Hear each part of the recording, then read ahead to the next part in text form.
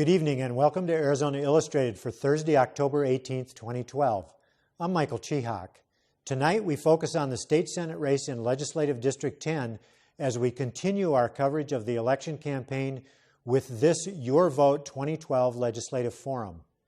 Joining me are Senator Frank Antinori, a Republican who was appointed and then elected to the Senate in 2010 after serving one term in the State House, and David Bradley, a Democrat who served in the State House from 2003 to 2011. Gentlemen, welcome. Thank you for having us. Thanks, Michael. Senator Antinori, first question. Have the governor and the legislature done enough to stimulate the economy and grow jobs in Arizona? Well, I could never say anybody does enough to stimulate the economy and grow jobs. I think we're off to a good start. We passed two jobs bills, including the Arizona Job Competitiveness Package that helped incentivize bringing businesses and industry here to Arizona, and I think the results speak for themselves. We've had over 80,000 jobs added over the last year. We're slated to add 55,000 this year and another 50,000, which is 100,000 jobs over the next year and a half to 2 years. Our unemployment rate has gone down from 11.3 down to 8.2%. And we're slated to be one of the fastest growing states in the country with regard to job creation. And CNN Money Magazine ranked us as #1 for new business entrepreneurial startups in the country. So we've rolled out the carpet and we're creating conditions here for the private sector to create jobs because the government doesn't create jobs. The private sector creates jobs. We create those conditions for success, and I think we've done that. Mr. Bradley, has the state done enough to help stimulate the economy here, and is it the right kind of thing? Well, there's always more to do. I would differ that I believe that government can be a catalyst for bringing new jobs to Arizona. It can be a catalyst in terms of improving the quality of life for people who want to come here to start their businesses up. There are many ways that we do that through the education system. The notion that government doesn't create jobs is interesting when you have somebody who's got three paychecks, one all government related in some fashion in terms of retirement from his military service, as a state employee, and then the entity that he works for has the government contracts that fund much of their work. So it's an interesting notion, but I think government does facilitate jobs coming. You always want government to kind of be there as the catalyst, to step away and let the market take over when it can. But the government has an ongoing role. Mr. Antinori? I got to respond to that because the narrative is being created by my opponent and his allies that somehow being a member of the armed services, I spent 20 years in the military, and if you want to equate, quote unquote, a government check as you would get from sort of a welfare handout of some kind, to a check that you get for sitting on the side of a mountain in Afghanistan chasing al-Qaeda and the Taliban, I dare you to make that association. I think people that serve this country, yes, I served 20 years in the military and I was paid, I would say, as most would say, for risking my life, a small salary to do that. And if you want to get the salary that I get, the retirement that I get after spending 20 years of getting shot at and blown up, I defy anyone to spend that amount of time for what kind of a reimbursement I get from the federal government for that amount of service. I mean, the fact that I am a state legislator, we get paid less than $24,000 a year if you take the taxes out. It's not exactly something that pays the bills. Okay, so to say that I'm living off the government, I think, is an insult to the members of this community that served in the military and that work in the aerospace defense industry that are huge contributors to our national defense and our economy. I think it's insulting that they continue to make that association. Let's talk a little bit about that idea of government catalyzing the economy or catalyzing job growth, which you mentioned, Mr. Bradley. Sure. Under the Republicans and Governor Brewer, the Arizona Commerce Authority was created, and it is spending public money to stimulate the economy. Is that a correct path for public money to be used? Oh, certainly, I think I support that. Let me just go back 1 second, though. I believe that Frank's resources that he gets are federal tax dollars. That was my point. That doesn't denigrate his commitment to our country, which was, of course, admirable, as it is with all the folks that served, including myself. The point is that those are federal tax dollars. Those are state tax dollars. That's what has stimulated or paid for those services to be rendered. That's the point. So does the government have that role? Certainly it has that role. When we look at the income of, or the gross domestic product in this state of $250 billion, roughly, a considerable amount of that is government related in one form or another. Look at our Army base, Air Force bases, our schools. That's all government related resources that go into our communities, that stimulate people to learn skills, to be able to take on new positions, new jobs, and of course government has a clear role. Well, back to that idea of the Commerce Authority, Mr. Bradley, is the government, state government, taxpayer money that's being spent with the Commerce Authority, is that justified? Is that something you would support if elected? Yes, yes it is. And Senator Antinori, talk about that a little bit. Well, I voted for it. I think it's a good idea to incentivize base industries that have high-paying and high-wage jobs that have a lot of benefits to come to this state, because it takes people off of the welfare rolls and makes them less dependent on government and more reliant on themselves. And I can't find anybody that would be against that. And I love Mr. Bradley making the argument that the government's role is national defense and public safety. And that is something that I've advocated for. I've been endorsed by every law enforcement agency in southern Arizona and most of them in the state, because I support using federal and state dollars to fund public safety and, of course, our military. That is government's role, to protect individual liberty. What I was talking about is this concept that we have to do things like Solyndra and fund all these pet projects and funnel money to all our campaign donors and buddies to get the economy going.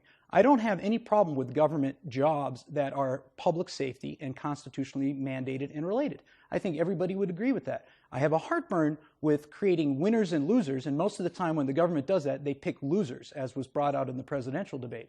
And that is my heartburn. I have no issue with providing for the national defense and public safety.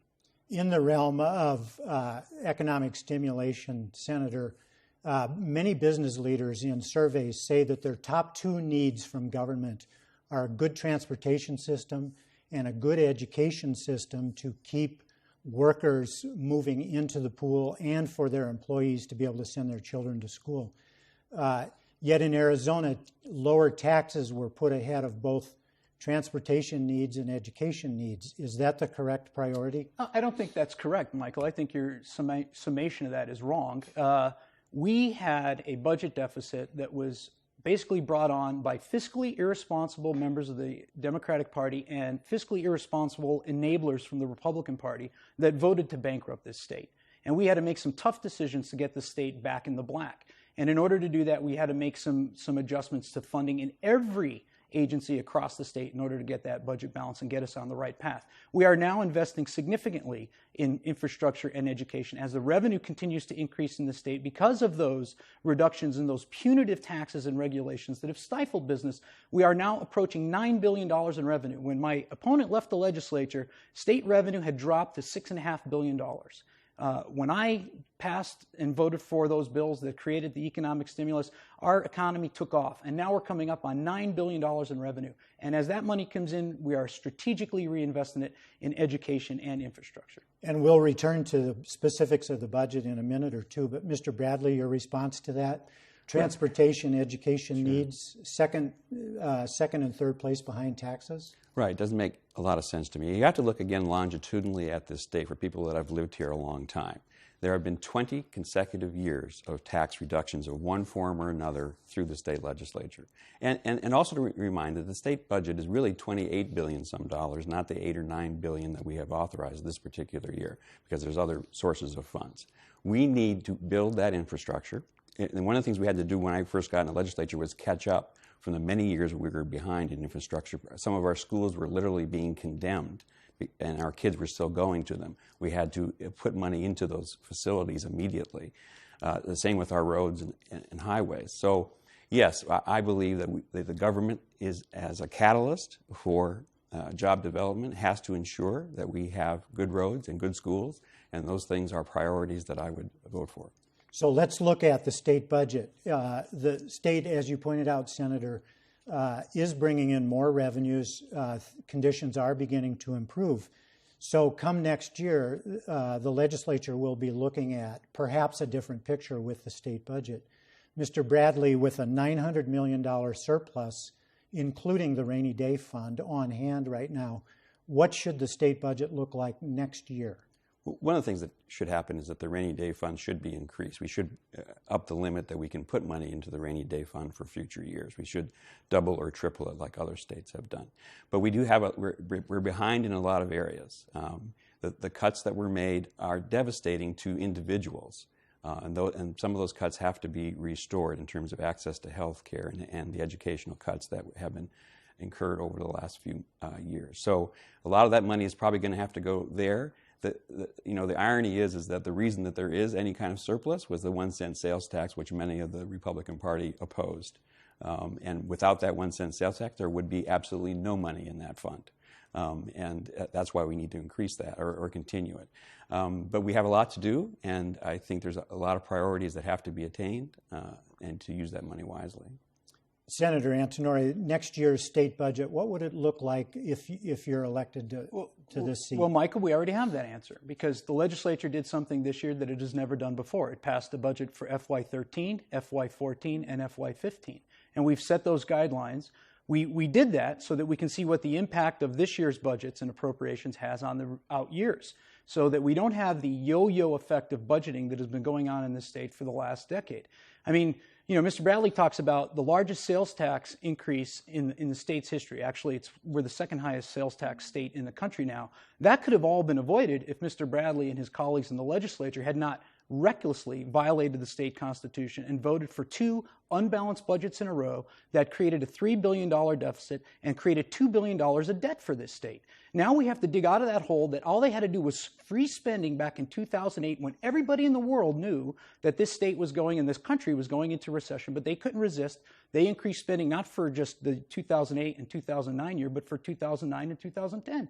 And it created a financial mess that we're now trying to dig out of. All of that could have been avoided if they just did their constitutional duties. What I'm saying now is as we go forward, this state has to plan for more than just 1 year. We have to do 2-3-year budget planning, like most families and most households do, to make sure that we don't spend money we don't have like we've done in the past that created this mess that we had to dig out of in the first place. So do you see a need, Senator, for there to be any adjustments in what the fiscal 13-14 budget would be? In other words, what the legislature will consider come January? Well, I'm sure there'll be adjustments because the good news is that more revenue has come in than was projected for the FY14 and FY15 budget. So we can then take that additional revenue that was not predicted to come in and strategically put that in areas that are going to help enhance the economy and the quality of life in the state of Arizona. I don't think anybody would disagree that we have 2 things to do. We have to balance the budget, we have to pay off our debt, and we have to fund those critical services that everybody in the state wants. And that is basically the budget map that the legislature has created, and we will continue to strategically reinvest in things like education and public health care for the people that need it most in the state of Arizona. Now, I want to ask you for the record, Mr. Bradley said he favors extension of that tax. In other words, Proposition 204, your position on Proposition 204? Well, I'm against it because if you talk to most retailers, if you talk to the tourism industry and the convention industry, they will tell you that it has hurt the state. We have the second highest sales tax in the country right now. If you're a large convention and you're coming and you're looking for a venue and you want to use Arizona, the cost of doing that convention here versus somewhere else where the sales tax is only 6.5% or 5.5% is huge. And a lot of those companies and businesses are looking at other states. I talked to a lot of business owners in the state that have lost a lot of money to internet purchases because they sell items that are readily available online that people don't have to pay the sales tax on. And they've seen a 15% decline in their retail sales because of that increase in the 1 cent sales tax. I think it hurts people on fixed income, senior citizens, and the most needy. It is a regressive tax, and it is the wrong direction to go. No matter how noble the excuse or the cause, we have to find a better way, and I think a stable source for that is looking at a flat tax rate and a property tax rate to sustain those services rather than playing games with the sales tax rate. If we have time, I'd like to get to tax reform in a minute or two. Mr. Bradley, education was cut at the state level by 19% or so over the last 5 years. What kind of a restoration would you look for if elected to office next year? Well, part of the restoration will be the initiative that's addressing that very issue that I think is likely to pass. So that's a central concern. There's so much to deal with sometimes when Frank spews off a lot of those statistics. But, there is a long-range issue. And our growth is inevitable, and we have to be thinking far out in advance of the next 2 or 3 years in terms of how we're going to attract people, businesses to Arizona. Our population is going to grow inevitably. We are on a trajectory for the mid-century to be somewhere in the 15 to 20 million people living in this area. We have to have an education system that's functional, a transportation system that works, a healthcare system that leaves no one behind. So there's a lot of work to be done now to prepare for those who are coming, and I want to emphasize that in when I return to the Senate. Senator Antinori, Governor Brewer has proposed and is putting into place a number of reforms of the educational system, and some of those cost money. Do you think the legislature should be funding those at this time? In other words, come January? Well, we did that. We put $40 million into a K-3 reading program that had strict standards in order to obtain that money and bring that money down that the schools have to achieve. The governor asked for $50 million. Right. Well, we gave her 40. You know, we still have limited resources. We're coming out of this recession. We just have to be very cautious with the way we spend money so we don't go back into the financial ditch like we were just a few years ago. The reality is that just throwing money at education doesn't work. We spend more in the state of Arizona than many industrialized countries do on education, yet the results from our kids are far less. We have now got to put standards in place, and I've championed many reforms in the legislature, many that were opposed by the other side of the aisle. Teacher accountability requirements. We got rid of teacher tenure to make sure only the best qualified and best performing teachers stay in, and not some union sort of negotiated tenure deal that lets inadequate teachers stay in just because they've got seniority. We've done a lot of things to improve education. Those standards now have to come up, and we have to tie revenue to those standards. So when they obtain the standards and they perform, they receive the money. If they don't perform, they don't get the money. That is the stick and carrot approach. It works in the private sector, and it works in the government sector if it's done properly. And I think the governor's got a good idea in the way she wants to do it, and I support it. And in fact, in Proposition 204, there's a 12% holdback for schools and districts that don't meet the standard. Do you favor that? Well, I don't know. That sounds like you incentivize failure. So the schools that don't do well are going to get more money. I think that's the wrong way to go. You need to incentivize success. You need to create that environment. And if the teachers or the school district is failing, then there needs to be some reforms done where maybe someone comes in, another successful school district or a successful superintendent or a successful principal comes in to assist reforms in that school to bring the same standards in these successful schools. We got a lot of successful schools here in Arizona. The Vail School District that my two sons go to is one of the best in the state. It has been recognized nationally. We have charter schools like Basis that are doing an excellent job here. We have the talent here. We just have to take that talent and share it with the school districts that are having a rough time. Mr. Bradley, education reform, should the legislature fund it? Is it going in the right direction? Well, it certainly has to be funded one way or another. In terms of, our goal is to produce good citizens. That's the main outcome of education in this state. I think the focus has to be on teacher education, ensuring that we have the best teachers available in all of our schools to provide services education to our kids. And that's in any school district. It doesn't have to be in school districts that have a little more wealth than others. It has to be evenly distributed, and that's a real key issue that has to occur in the state. And many of the cutbacks that have occurred over the last few years have exacerbated the difference between the wealthy districts and the poorer districts, and we have to make those up quickly in order to ensure that we do have the workforce available for those 21st and 22nd century jobs. You mentioned healthcare a few minutes ago, and I'd like to visit that specifically. Mr. Bradley, where do you stand on whether Arizona should take the Medicaid expansion allowed under the Affordable Care Act? Well, I am in favor of taking the funds for the expansion. There's a whole moral issue, why we should do that, which I believe to be paramount. But just looking at the numbers, just realistically, we are talking somewhere around 20 to 22,000 jobs in the healthcare industry. Our rural hospitals are literally on the verge of collapse, given what we have done in terms of cutting off resources to the medically needy. We need to ensure that we take care of those people, take care of the children that are coming to provide healthcare services to them all. And so the expansion, I think, is crucial. The money that is coming, the federal money that will come in, is our money. By rejecting it, we don't save any money. That money goes to another state if we don't take it. So yes, we should be expanding Medicaid for those reasons.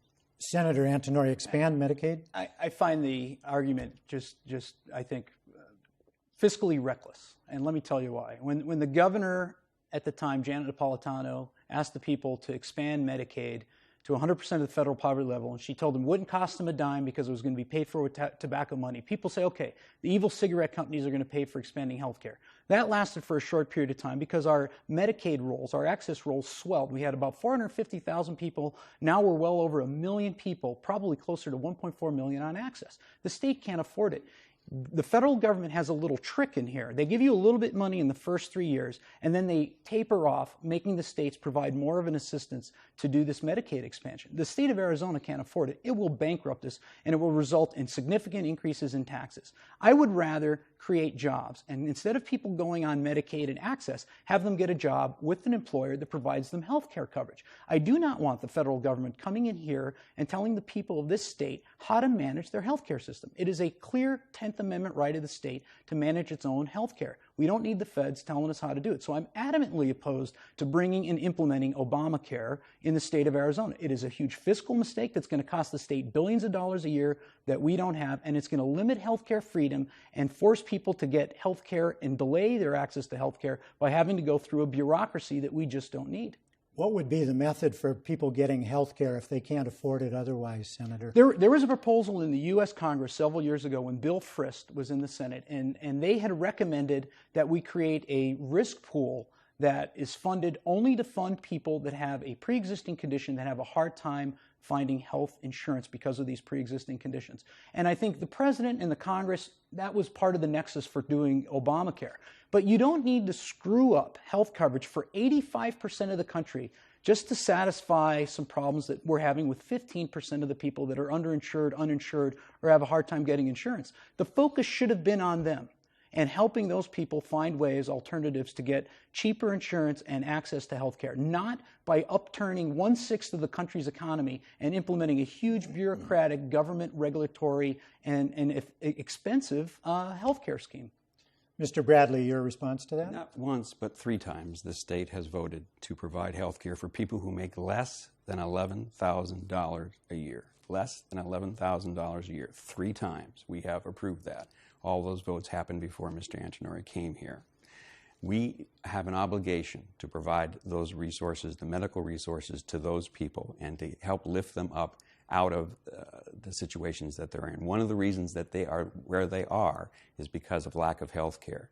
And they can't get out of that system until they have adequate health care so that they can seek a job and they can make money to pay taxes and then get their own insurance. So to me, that's the key issue. And Senator, in the Affordable Care Act, I believe the federal government, once it's fully implemented, would be picking up 90% of Medicaid, or here in Arizona as it's called, access, and the state would be paying 10%. That's still too much? That's only for the first 3 years. No, that's only for the first 3 years. There is no way. Let's just be real here.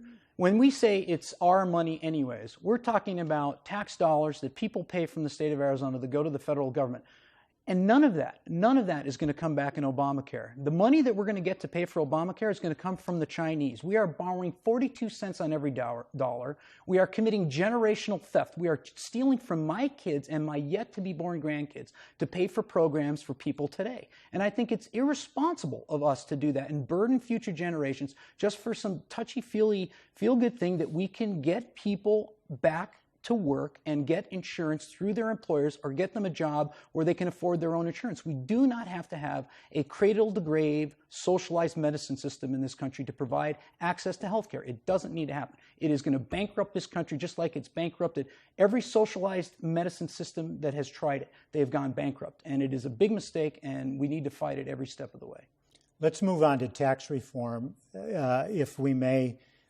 Senator, do we need tax reform in Arizona? Sure. Taxes have been reduced, but there's a lot of complexity to the state tax system. Yeah, I don't think you'll find anybody that would disagree that we need reform. We need to lower the rate and broaden the base. And I have proposed twice an effort to do that in the legislature, and it's been adamantly opposed. But we have got to get everybody that's involved and benefiting from this state to chip in and share in the cost, like a shareholder in a company. Everybody needs to have some skin in the game. So reducing the tax rate and making it more broad across the board so that we have more taxpayers, I think is the way to go. Every year we have fewer and fewer people paying taxes, and less people are paying more and more of the tax burden. And it is, again, shifting people from self-reliance and individual responsibility to government reliance. They have less stake in their government, and they have more, let's say, benefits from that government, so they are more likely to vote for people that will keep them in that state. The Inside Tucson Business editorial that came out last week clearly stated that the politicians in Tucson, the reason Tucson was the 6th most poverty-stricken city in the country was because the politicians like their constituents poor and dependent on government. That has been the case, and Dave Hatfield nailed it when he made that comment. I would like to see people get off of government assistance and get out on the private sector. That's the way you solve the problem. Mr. Bradley, tax reform, how should that look? Yes. Yeah, I submitted bills on 6 occasions for tax reform in the state of Arizona and never got a hearing as well. A much different approach than Mr. Angenori is asserting, however. He is referring mostly to a flat tax, which actually would increase taxes for about 2 million people and reduce it for those who least need it. The proposals are, because right now we're at 50% of the general fund comes from sales tax, somewhere in that ballpark. We've got to get that down. 35% comes from income, and the rest from other places. I want more balance there. Income tax is a progressive tax, and I think we have to focus on looking at balancing it across the board, looking at different options, taking credits and deductions that are not functioning like the way we thought they were going to function. There's those opportunities that we need to look at to bring balance to the tax structure of the state. Mr. Bradley, very quickly, we have about 30 seconds left. One issue that you've been hearing out on the campaign trail that you'll address. Well, healthcare is a central issue that I hear a lot about. I also hear a lot about attitude and how one approaches other people and how legislators should communicate with their constituents and people that they disagree with without having to rant and rave at them. And Senator Angenori, in 20 seconds, what are you hearing on the campaign trail? I mean, to do our job, and that's balance the budget and keep the state going in the right direction and not drive it back into the financial ditch that created all this hardship and heartburn in the first place. Had my opponent simply not spent the money he spent, there would have been no need to cut anything in the state. We had enough in the rainy day fund, and we wouldn't have to make any cuts to any of the programs that he advocates and champions. Senator Frank Angenori, David Bradley, thank you so much for being here, candidates in LD10. You can see a replay of this forum on our website, azpm.org. There you'll also find information on all of Southern Arizona's legislative races and candidates. To comment on what you saw here tonight, click on the story online and go to the bottom. We can also be reached via Facebook and Twitter. I'm Michael Chihak. Good evening.